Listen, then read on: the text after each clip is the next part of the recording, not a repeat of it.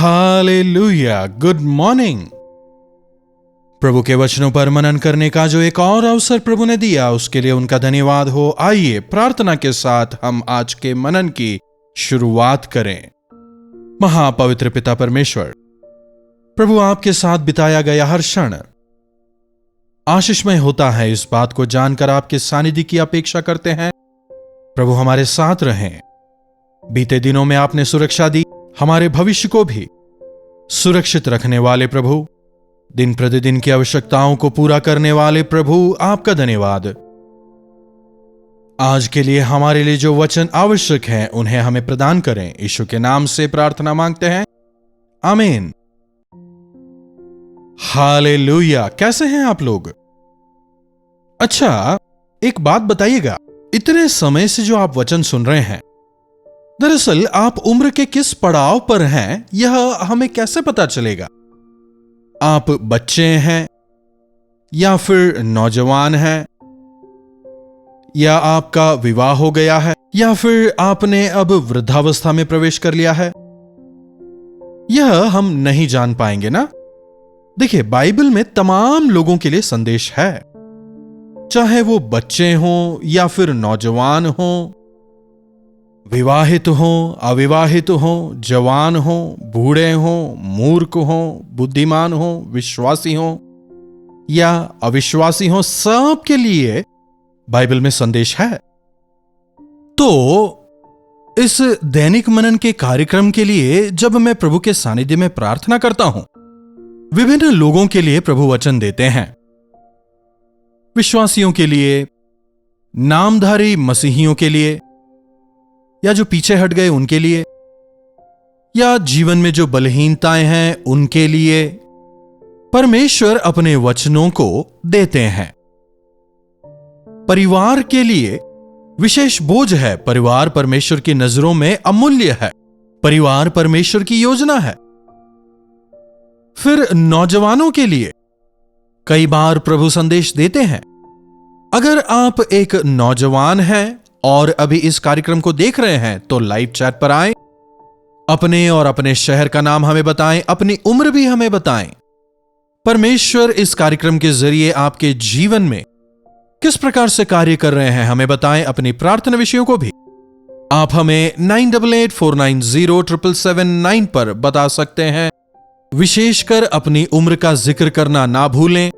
हम आपके लिए बोझ के साथ में प्रार्थना करते हैं। आज कई नौजवान प्रभु परमेश्वर के पास नहीं आना चाहते। हमें परमेश्वर की जरूरत नहीं है कहते हैं। आजकल कई नौजवान ऐसा ही जीवन जी रहे हैं। हमारे देश की स्थिति फिर भी ठीक है। हम जब गेट टुगेदर वगैरह का आयोजन करते हैं, कई सारे नौजवान उसमें भाग लेते हैं, क्योंकि उनके मां बाप ने उन्हें ऐसा बड़ा किया है। उनके नाना नानी, दादा दादी ने बचपन से ही हमें वचन सिखाया है। इस प्रकार की गवाहियां वे देते हैं। संतानों को शिक्षा उन्हीं मार्ग की दो जिसमें उन्हें चलना है। वे बुढ़ापे में भी उससे नहीं हटेंगे। अगर विदेशों में देखा जाए, आजकल चर्चों में केवल बूढ़े लोग ही होते हैं, नौजवान बिल्कुल नहीं होते। थोड़े बहुत हैं, वे कॉयर में, वर्शिप टीम वगैरह में होते हैं। केवल म्यूजिक के लिए ही वे वहां पर हैं। प्रार्थना करने के लिए, प्रभु के साथ समय बिताने के लिए, वचन पढ़ने के लिए आजकल नौजवानों में इच्छा बिल्कुल नहीं है। मनुष्यों के लिए जवानी में जुआ उठाना भला है। उस पर यह बोझ डालने वाले परमेश्वर ही हैं। अगर जवानी में ही आप अपने आप को नियंत्रण में रखना सीख लें तो आपका भविष्य उज्जवल होगा। अगर जवानी में अनियंत्रित होकर जीवन बिताएं तो भविष्य भी खराब हो जाएगा, उथल पुथल हो जाएगा। बचपन में सुलेमान ने अपने आप को प्रभु के हाथों में सौंपा था। उसने आशीष पाई, और जब वो बड़ा हुआ, नौजवानी में उसे बताने वाला कोई नहीं था, क्योंकि वो खुद महाज्ञानी था। दाऊद के जमाने में चेतावनी देने के लिए भविष्यवक्ता थे, लेकिन सुलेमान के समय वहां कोई भविष्यवक्ता नहीं थे। जो उसे समझ आया वही उसने किया। परमेश्वर ने उसे ज्ञान और ऐश्वर्य से मामूर किया था, इसलिए लापरवाह हो गया। और फिर बुढ़ापे में उसे उसका फल भुगतना पड़ा। अपने बुढ़ापे के आते आते वो पूरी तरह फिसल गया। अपनी स्थिति समझने के बाद, पश्चाताप करने के बाद जो पुस्तक लिखी वही है सभोपदेशक। इस पुस्तक में सुलेमान अपने जवानी के अनुभवों को ध्यान में रखकर लिख रहा है। तो देखिएगा, सभोपदेशक 11वां अध्याय उसकी 9वीं आयत। सभोपदेशक 11:9। हे जवान, अपनी जवानी के दिनों में आनंद कर। नौजवानों, be happy in your youth, enjoy every minute. English का एक ट्रांसलेशन कहता है you can enjoy your life. आपकी मर्जी, मौज मनाएं, अपनी आजादी का लुत्फ उठाएं। समझ रहे हैं? और अपनी जवानी के दिनों में मगन रह। आपको आंखें बंद कर, मुंह बंद कर, हाथ बांध के, डर डर के, मानो जंजीर से बांध के रखा हो, ऐसे जीने की जरूरत नहीं है। Be at liberty. मौज करो, आनंदित रहो, मगन रहो, अपनी इच्छा अनुसार जिए, अपनी मनमानी कर और अपनी आंखों की दृष्टि के अनुसार चल। जो खाना है खाओ, जो पीना है पियो, अपनी मर्जी अनुसार जियो। कुछ लोग इसका गलत मतलब निकालते हैं। अपनी इच्छा अनुसार जीने का मतलब क्या पाप में जीना? बताइएगा। आपको जो खाना है आप खाएं। कुछ भी खाने का मतलब मैं गलत चीजें खाऊंगा, ड्रग्स वगैरह लूंगा, शराब पीऊंगा। जी नहीं, जो अच्छी चीजें हैं उन्हें खाएं। कितनी सारी सब्जियां मौजूद हैं, नॉनवेज है, वो सब खाएं। इसके बजाय उन चीजों को खाऊंगा जो मेरे शरीर को खराब करते हैं।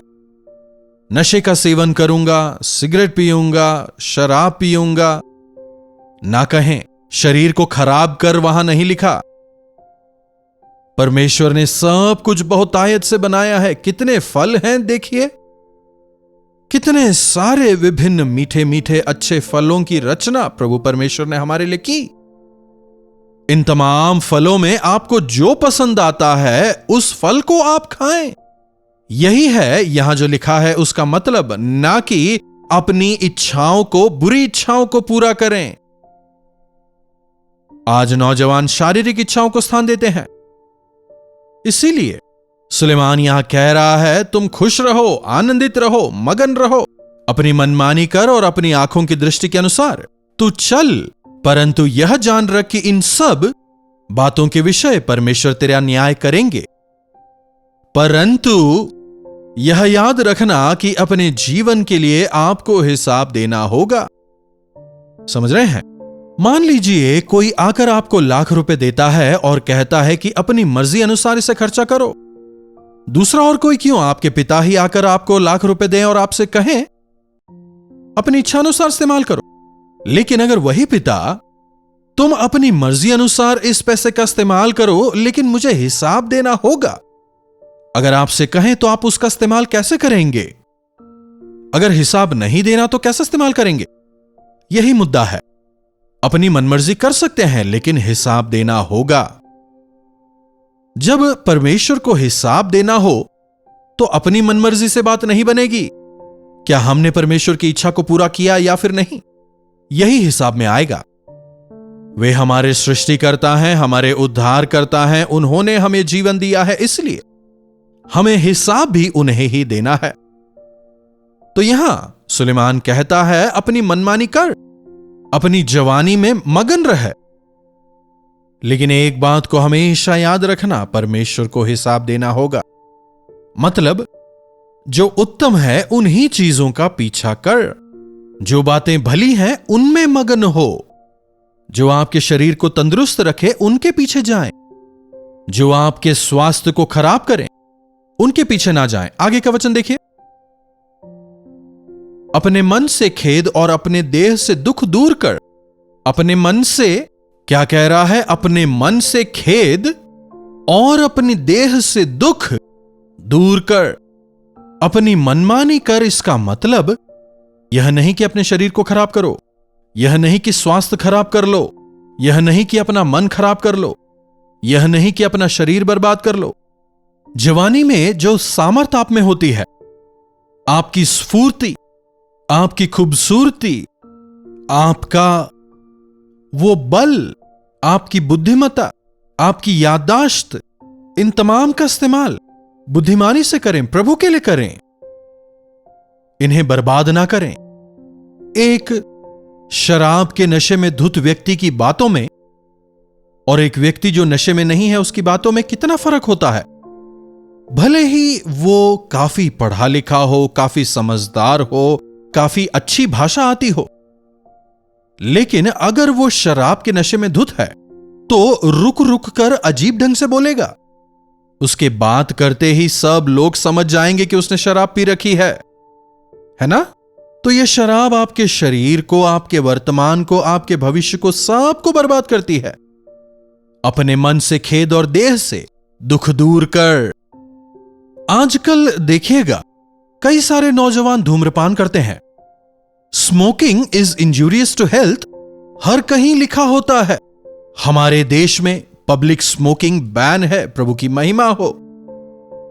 इधर उधर स्मोक रूम्स होते हैं, वहां जाकर 30, 40, 50 लोग एक साथ स्मोक करते रहते हैं। इसे देखकर मुझे काफी दुख होता है। जो चीज इनके स्वास्थ्य को खराब करती है, इसमें भी इतने मगन क्यों होते हैं? इससे क्या फायदा होता है बताइएगा। उड़ाऊ पुत्र ने घास से अपने पेट को भरना सीख लिया था। सिगरेट को खोलकर देखिए, उसके अंदर क्या है? भूसा ही तो ना। और उससे कितनी हानि होती है। स्मोक करने वालों के लंग्स खराब हो जाते हैं, कई लोगों को कैंसर हो जाता है, टीबी हो जाता है। अगर जवानी में खूब धूम्रपान करें तो बुढ़ापे में आपके लंग्स काम नहीं करेंगे। भले ही आप पश्चाताप कर लें, भले ही आप उद्धार पा लें, लेकिन अगर अपने शरीर को बर्बाद करें तो वो ठीक नहीं होने वाला। इसीलिए आप अपने शरीर को खराब करने वाली चीजों से दूर रहें। शराबी, भुक्कड़ क्या उन्नति करेंगे? बाइबल कहता है बर्बाद हो जाएंगे। जब भोजन ज्यादा होने लगता है, शरीर में बीमारियां भी बढ़ने लगती हैं। शराब के सेवन की वजह से कितनी बुराइयां हो रही हैं। शराब के नशे में धुत कौन क्या है जाने बिना जानवरों से भी बदतर सुलूक करते हुए इंसानों के विषय हम सुनते हैं ना। असभ्य काम करना, अनुचित कार्यों को अंजाम देना, अपनी जवानी को बर्बाद कर लेना, जेल चले जाना। कितने नौजवानों ने अपनी जिंदगी बर्बाद कर ली। अच्छा भविष्य हो सकता था उनका। हर एक व्यक्ति के विषय परमेश्वर की उत्तम योजनाएं हैं, लेकिन उन्होंने अपनी जिंदगी ही बर्बाद कर ली। आपकी देह को खराब करने वाली चीजों से आप दूर रहें। जो आप करते हैं वो सही है या गलत परखें। अपनी मर्जी अनुसार जिएं, खुश रहें, आनंदित रहें। इसीलिए परमेश्वर ने हमें सुइच्छा दी है। अगर परमेश्वर को चाहिए तो मुझे बदल सकते हैं ना? नहीं, परमेश्वर ऐसा नहीं करेंगे। वे आपकी अनुमति का इंतजार करेंगे। प्रभु मुझे बचाएं इस बुराई से, इस बुरी आदत से मुझे बचाएं। जब आप प्रार्थना करेंगे तब प्रभु आपको बचाएंगे। अपनी जवानी में आप जो बोएंगे, बुढ़ापे में उसे ही काटेंगे। अगर आप अपनी जवानी के दिनों को बर्बाद करेंगे तो बुढ़ापे में जब आपको खाट पकड़नी पड़ेगी, काश मैंने अपने जीवन में यह नहीं किया होता, काश मैं अपने विवेक के विरोध में नहीं गया होता, काश ये नहीं किया होता, वो नहीं किया होता, कहने का कोई लाभ नहीं। इसलिए अपनी जवानी में ही अपने सृष्टिकर्ता को याद करें। अपने शरीर को आराधनालय की तरह सुरक्षित रखें। पवित्रता में हमें निरंतर बढ़ते चले जाना है, यही प्रभु की इच्छा है। इसलिए नौजवानों, आप खुश रहें। शायद आपको लगता हो प्रभु के पास आने से आनंद नहीं मिलेगा, प्रभु पर भरोसा करने से मौज मस्ती कहां होगी। मैं जब 18 का था तब मैंने पहली बार सुसमाचार को सुना। जब सुना उसी साल मैंने अपने आप को प्रभु के हाथों में समर्पित किया। 18 साल की उम्र से लेकर आज तक I am almost 73 years now. वाकई में अगर प्रभु में आनंद नहीं होता तो शायद मैं उनका अनुकरण नहीं करता। शुरुआत से लेकर अब तक मैंने अपने आप को, अपने देह को परमेश्वर के लिए पवित्र रखा, उनके लिए समर्पित रखा। मैं प्रभु में आनंदित रहा, प्रभु की सेवकाई में मगन रहा। उम्र के इस पड़ाव पर भी प्रभु का गवाह होकर जीने पा रहा हूं। मेरे साथ मेरे कलीग्स, मेरे कॉलेज मेट्स, कई लोगों की मृत्यु हो गई, कई लोग बिस्तर पर हैं। जब मैं उन्हें देखता हूं, सोचता हूं अगर मैंने अपने जीवन को प्रभु को नहीं दिया होता तो मेरा हश्र भी कुछ ऐसा ही होता, शायद बीमार हो गया होता। प्रभु ने बचाया, इसके लिए प्रभु का धन्यवाद हो। नौजवानों, जवानी वापस नहीं आएगी, मौका जीवन में केवल एक ही बार मिलेगा। अपनी जवानी के दिनों में अपने सृष्टिकर्ता को याद करें, अपने आप पर नियंत्रण रखें। प्रभु आपके जीवन को आशीष देंगे। प्रार्थना। महापवित्र पिता परमेश्वर, प्रभु एक बार फिर से आपके वचनों के लिए तहे दिल से हम आपके शुक्रगुजार हैं। हमारे तमाम नौजवान श्रोताओं के लिए प्रभु हम आपका धन्यवाद करते हैं। प्रभु होने दें कि अपनी जवानी में वे अपने सृष्टिकर्ता को याद करके जीने वाले हो जाएं। जवानी में ही आपसे प्रेम करके आपको समर्पित जीवन बिताने का अनुग्रह हमें से हर एक को दें। महिमा और स्तुति आपको देते हैं। यीशु के नाम से प्रार्थना मांगते हैं, आमीन। अब हमारे पिता परमेश्वर का प्रेम, प्रभु यीशु मसीह का अनुग्रह, पवित्र आत्मा की संगति और सहभागिता हमें से प्रत्येक के साथ आज, कल और सर्वदा बनी रहे, आमीन। प्रभु की स्तुति हो। आज का यह जो संदेश है परमेश्वर ने विशेषकर हमारे नौजवानों के लिए दिया है। अगर आप अपनी समस्याओं के विषय डिस्कस करना चाहते हैं तो आप हमें व्हाट्सएप करें। चाहे कुछ भी बात हो, कैसी भी समस्या हो, उसे पूरी तरह सीक्रेट रखा जाएगा। अगर आप किसी भी ऐसी परिस्थिति में हैं जहां आप किसी से भी बात नहीं कर सकते तो आप हमसे बात करें। मैं जरूर आपकी सुनना चाहूंगा और आपके साथ मिलकर आपके छुटकारे के लिए मैं प्रार्थना भी करना चाहूंगा। तो आप अपने प्रार्थना विषयों को हमें 9884907779 पर व्हाट्सएप वॉइस मैसेज या टेक्स्ट के जरिए भेज सकते हैं। हम प्रार्थना करेंगे। इन्हीं वचनों के साथ आज मैं आपसे विदा लेना चाहूंगा। दोबारा मिलने तक प्रभु परमेश्वर का अनुग्रह हमें से हर एक पर निरंतर बना रहे। कोलकाता और कोलकाता के आसपास के दर्शकों के लिए खुशखबरी। डॉक्टर जयपॉल कोलकाता आ रहे हैं। तारीख है 20 अक्टूबर शाम 5 बजे। जगह है Assembly of Christ Church, Riverside Road, Barrackpore, West Bengal.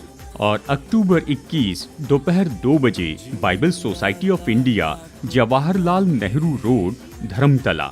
अधिक जानकारी के लिए संपर्क कीजिए 8939527527 या 9884907779 पर। तो डॉक्टर जयपॉल से मिलने का ये मौका बिल्कुल न चूकें। शरणम ईसा मसीह शरणम। कलवरी दर्शन, ये है प्रेम के दर्शन, यीशु प्रेम के दर्शन। कलवरी दर्शन, ये है प्रेम